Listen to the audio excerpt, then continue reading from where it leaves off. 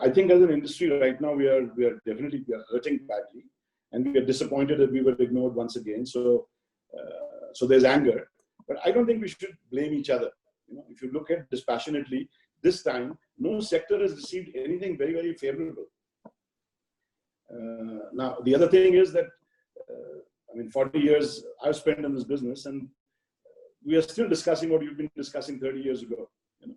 So the fact is that we are on our own, and we've got to manage on our own. We are in a dark tunnel right now. It's going to be a long ride ahead, and we'll have to work with the government. So let's work to the best of our abilities and with them. What is crucial is that we need to have a safe travel policy. You know, this is going to be an overarching thing that's going to really kickstart tourism, and which is going to kickstart revival. And once that is done, later on, we will have to work with the government to do destination marketing.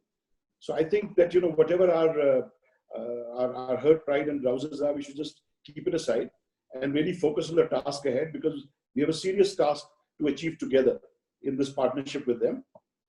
Of course, we should also introspect in the manner in which we are working. I mean, NASSCOM is perhaps the best and the most admired model, which works. So we should also introspect as to, how we should conduct this lobbying business at our end. It requires certain specialists, it requires certain continuity, and all those aspects will definitely help. So Dilip, see, health, cleanliness, sanitation has always been a major part of a hotel's DNA. Yeah, so but not the same way. I know. So now it is central to the purchase decision. Why? Because it is central to confidence building. Therefore, you are now looking at a hospital-grade sanitation standard. And that's the reason why, hotel companies have partnered with well-known cleaning brands or with health and safety experts. Leela started the Suraksha program with Bureau Veritas. I mean, Four Seasons has done it with John Hopkins. Marriott has done it with Reckitt. Hilton is going to do it with I think Mayo, Mayo Clinic. So why? Because cleanliness will make or break the business. We are in that particular zone right now. In fact, I was reading a report by Accenture. They said today every business is in the health business. So it is such a primary reason. Now, you're right that there's a lot of experimentation that is going on, and it has not been tested. I also want to make it quite clear that it's not the death of service. You cannot hide behind and negate service just behind the smoke screen of this. This is a paramount need. It's a hygienic need. The other needs are also there. And I don't think anybody has all the answers. We are in uncharted territory. There are going to be learnings. Some things will resonate with the guest. Some things may not work out very well. And I think we will be guided by all that feedback.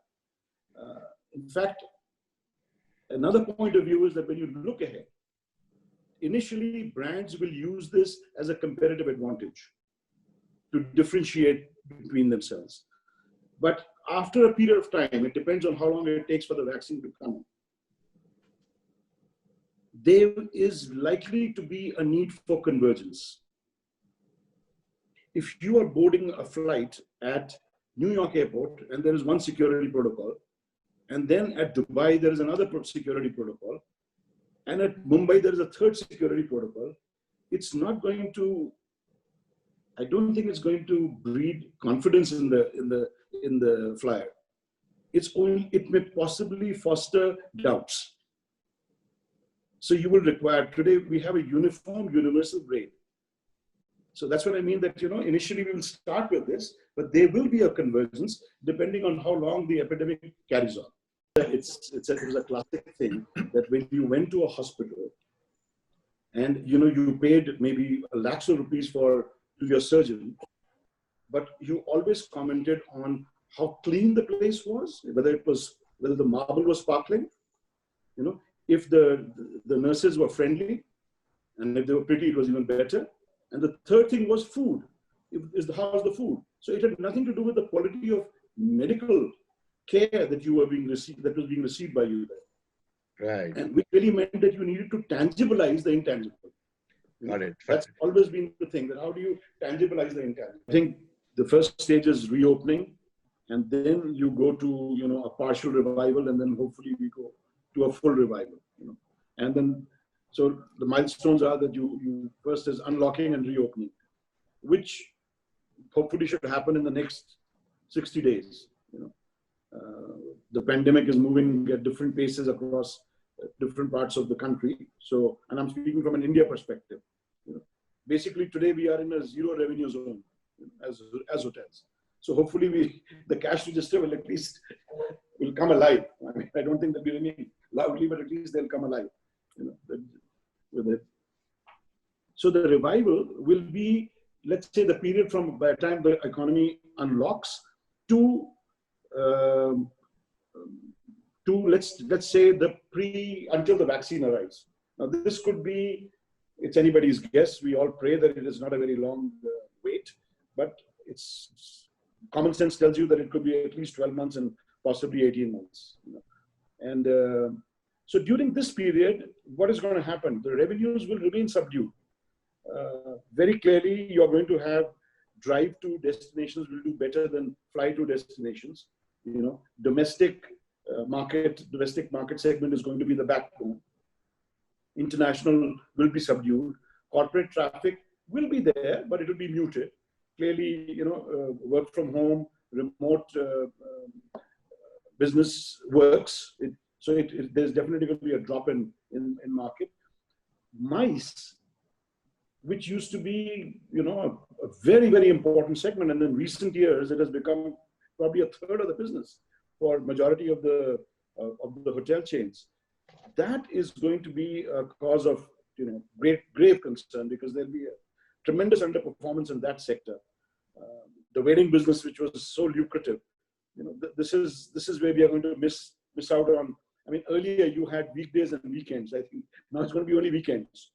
From a business perspective, that's where it is. A city like Bangalore would be sold out 3 days, so you have to worry for 4 days. I think now you're going to worry 24/7. That's the way that's the new norm. The other thing is that 50% of the revenues were coming from food and beverage.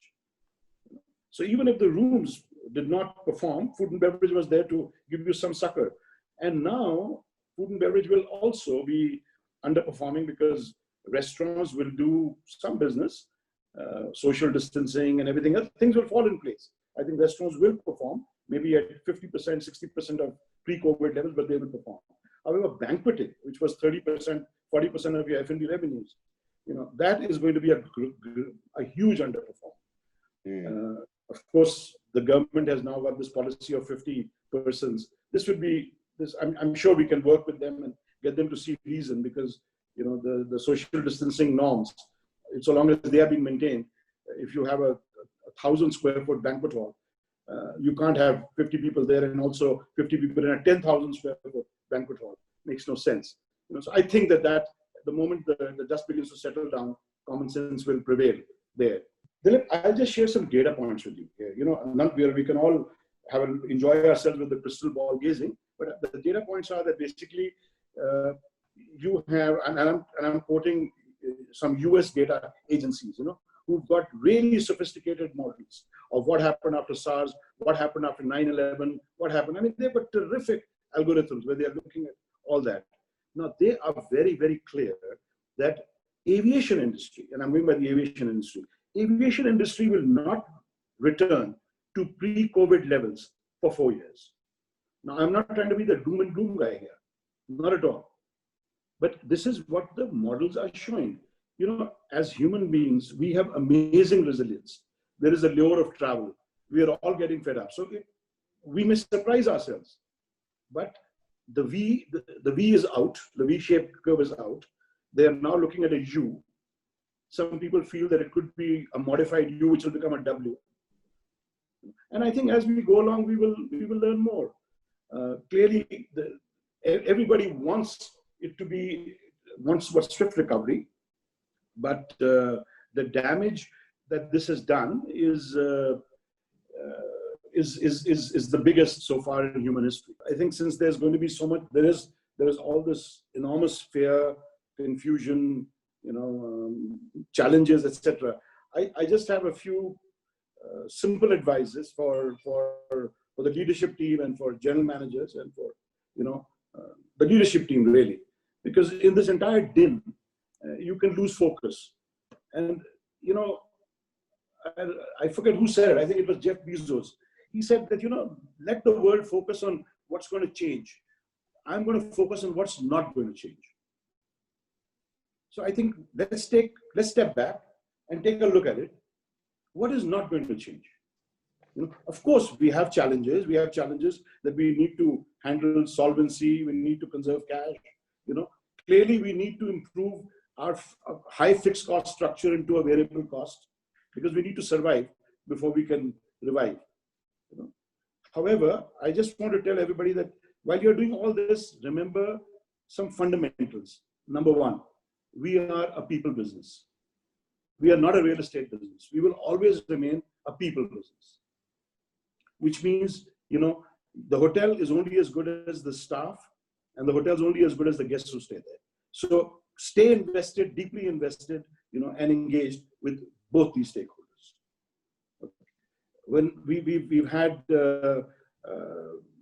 horror stories of, very, very sharp decreases in shavings in manning levels and the furloughs that have gone. I don't want to, I just want to say that basically people will remember the brands that put profits first and the brands that put people and environment first. Very true. It's not what you say, it's what you do. This will be remembered. It will be remembered by the guests, it will be remembered by the employees. The next thing is that remain focused on quality. Quality is the single business model. There will be challenges, there will be temptations to play around with it, but stay invested in quality. Going further with that, service has a defining role to play. In our business, service has a defining role to play. Don't keep hiding behind, technology and all the other things that will be done there. To the employees, yes, this is an extremely challenging period, but it's also, we don't forget we are a very resilient industry. We have weathered many, many crises. We need to spend this downtime with upskilling, reskilling, multi-skilling. Go deeply, be intellectually curious, develop yourself. Be grateful for the time that you have, because you have another 30 years of a career ahead of you. A break of 6 months is really the best sabbatical that, accept it as a present, take it as a gift, and use this advantageously to make yourself future-proof. This is a time that can be well spent. Remember that the macros have not changed. Ultimately, human beings still want to build memories. They still want to see places. They still want to connect with people. So they will continue to fly. They'll continue to travel. They'll continue to celebrate together.